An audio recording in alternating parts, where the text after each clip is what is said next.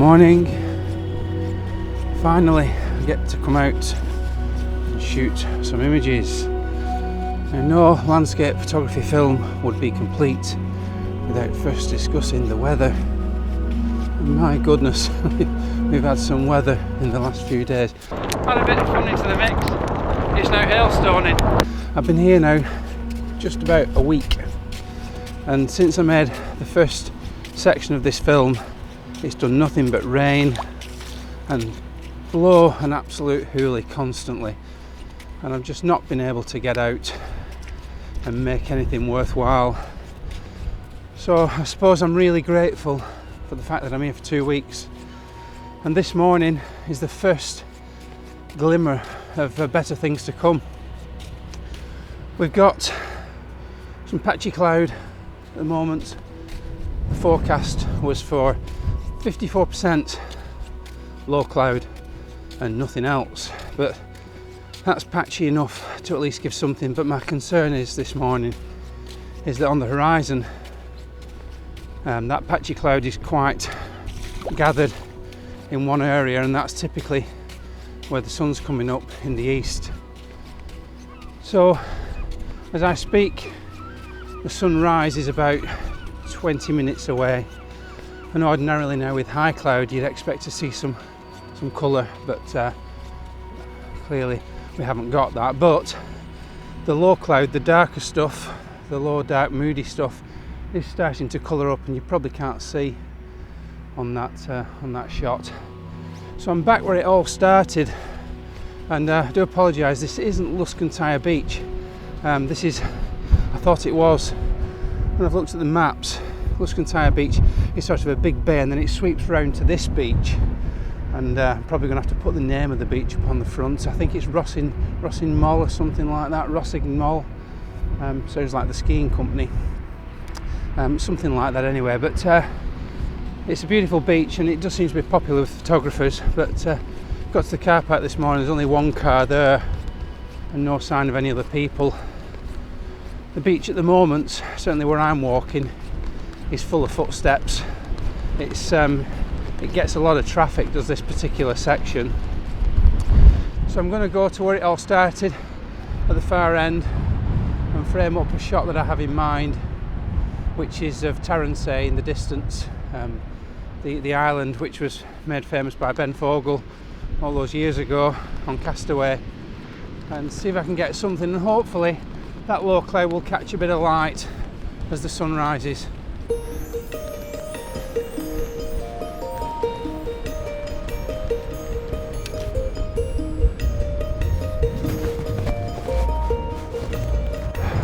So I'm on plan B.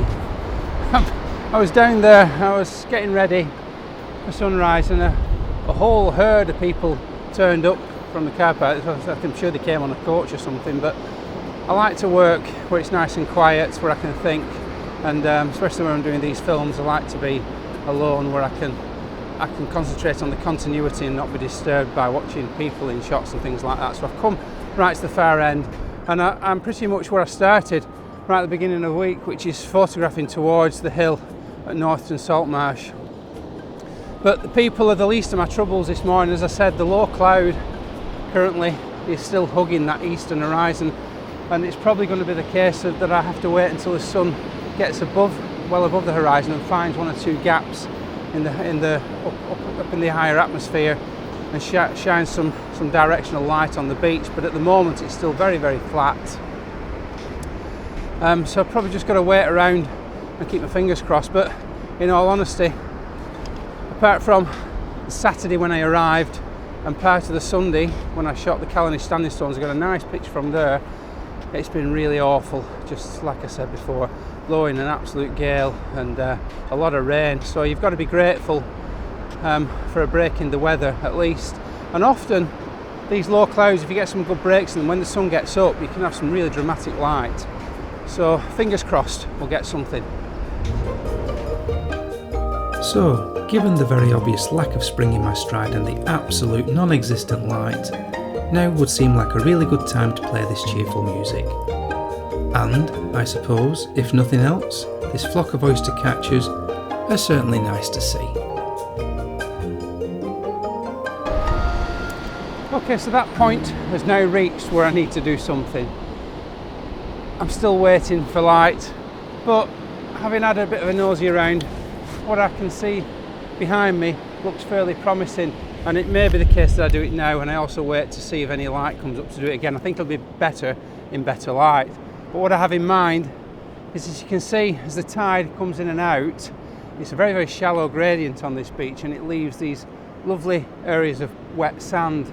And what I'm thinking of doing is getting in to the wet areas, focusing on the hill in the background and using the wet sand to reflect the light from above. And I know that's grey, but it's so smooth, and when you get down onto it, I think it just might provide something. And at least, if nothing else, I feel like I'm doing something this morning. I've not got out of bed for absolutely nothing. So I'm going to go and shoot that now, and then maybe wait around and see if anything develops to shoot it again. It's definitely going to be better with some nice golden colours reflected in it, but there's definitely a shot just there. So I'll get the camera, I'm going to have a walk over and see how it looks. Whether you can see just here, which, hang on, I'm going to get wet, where it's reflecting. This is Terrancea, we see here behind me. We've got a break in the clouds just above Terrancea, and you can see that when the water goes out, that light is really nicely reflected in the water surface there.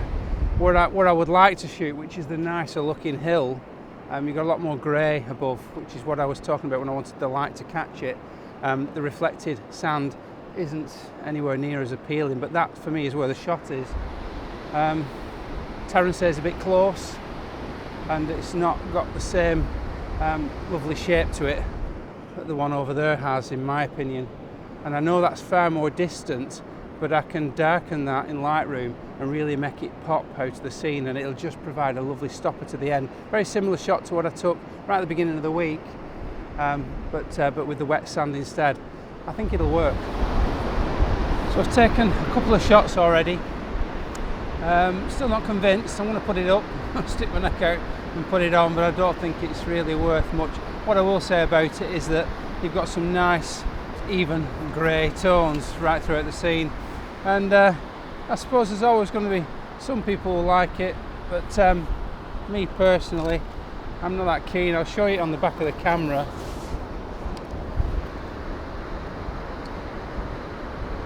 It looks very blue on there, but obviously that's just the way that I've got the white balance set at the moment. There is some light catching above, so I'm very hopeful for that at least. I mean, look at that, just starting now. Hopefully you can see it without having to adjust the camera. So I think that where I'm shooting, the direction, I've got a feeling that that's going to take a hold a little bit, but my real concern is, if you can see now, just over the tip of Terrancea, that cloud is shifting and it's moving away towards where I'm shooting, and if that goes as quick as I think it's going, it's going to take away any light that those clouds are going to get away from my scene. So it's in the lap of the gods at the moment as to whether anything materialises from this location, but I've got one, and I'll put it up, but not just yet. I'm not finished. I'll hang around and see what happens. Just incidentally, the only filter I've got at the moment is a Lee 6-stop neutral density filter, which I've popped on at the front there, and the reason I've done that is because the movement of the water is pretty unappealing. Without the filter, it's a 1/6 of a second or thereabouts, and with it I get a 20-second exposure, or roughly in that region, at f/16. And yeah, the sea at the moment is quite rough, and if I leave it like that, it just won't have that nice calming feel to the image that I'm looking for. But fingers crossed that cloud will provide us with something, and that cloud won't move out the way. So yeah, just gotta wait. So it's now 25 to 7. Sunrise was 35 minutes ago, and as I predicted, the cloud over the top of Northton Saltmarsh area is completely gone. Wind has got up a bit again too, So I wasn't happy. I took those 2 shots. I want to put them up in a second, but didn't really feel it for me. The whole sky now has shifted, all the clouds gone, and we're just left with blue. There's a little bit of unusual shaping just over the top of that hill there, but there's no scene that I can shoot towards it, so I'm a bit stuck. So I've come up onto the top of the sand dune system just to have a look from a higher viewpoint. I mean, it's beautiful, don't get me wrong, it's absolutely beautiful, but even with the most beautiful places you can sometimes struggle, and I'm certainly struggling this morning. Just needed that light. For me, it's all about the light. You can have great compositions, but if the light isn't suitable for that composition, whether it be flat light or golden light, blue hour, if it doesn't suit the composition that you're going for, then you're going to struggle. And I feel that those 2 shots that I've taken down there are a bit of a compromise. They didn't leave me with that feeling inside that I'd achieved something fantastic. So anyway, I'll put them on now, and I'll go and have another little walk around, see if I can find anything else. I'm sort of looking for a panoramic right now, thinking I might be able to work something in with these marram grasses. But yeah, stick those on now, and I'll see you in a little while.